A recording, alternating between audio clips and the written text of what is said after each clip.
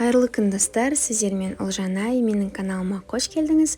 Бүгін сіздермен осындай өте әдемі және де нәп-нәзік дәмді болып шығатын сүзбелі пирог дайындап үйренетін боламыз. Және де оған қалауыңызша ягоды, яғни жеміс-жидектер қоссаңыз болады. Мен осылай құлпынай қостым.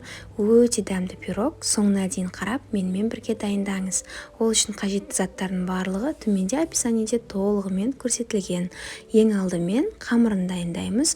Ол үшін жұмсақ бөлме температурасындағы сары майға қант қосып, екеуін жақсылап тұрып араластырып аламыз.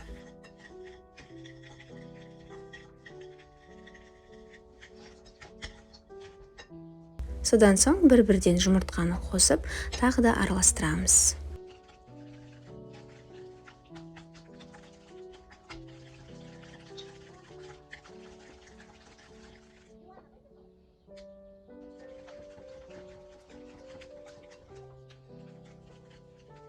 Осындай сұйықтау массаға айналады. Содан соң құрғақ ингредиенттерді араластырамыз, яғни қамыр қопсытқышты және де крахмалды ұнға қосып, үшеуін осылай жақсылап тұрып араластырып аламыз. Және де жаңағы дайын тұрған сұйық массаға қосып, барлығын жақсылап араластырып, қамырды дайындаймыз.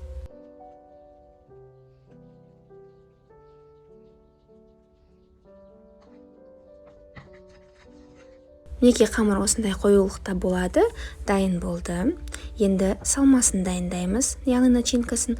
Ол үшін сүзбе, қант және де бір жұмыртқа қажет. Сүзбеге қантты, жұмыртқаны қосып, барлығын жақсылап тұрып, сүзбені езгілеп отырып, қасықпен араластырып аламыз.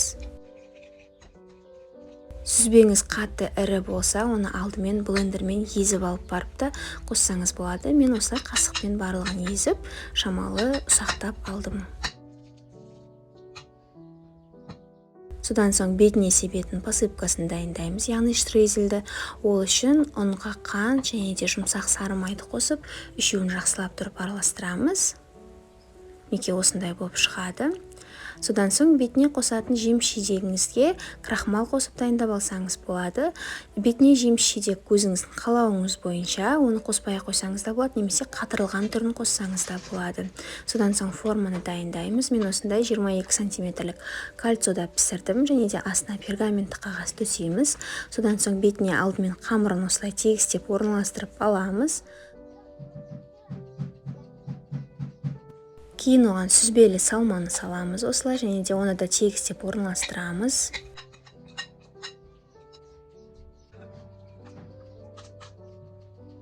Содан соң қалағаныңызша жидектерді қосамыз. Оны қаламасаңыз қоспай қойсаңыз да болады. Тек сүзбемен дайындай берсеңіз де өз еркіңізде, олай да өте дәмді шығады.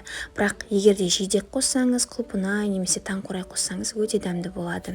Содан соң бетіне жаңағы дайын тұрған посыпка, яғни штрезельді осылай әдемілеп сеуіп шығамыз.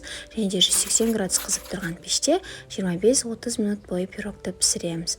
Ол піскен соң формадан босатып, толық суыға қоямыз. Содан соң оны тоңазытқышқа салып, 2-3 сағат бойы салқындатып барып жесеңіз өте дәмді, немесе бірден ыстықтай күйінде де жей берсеңіз болады.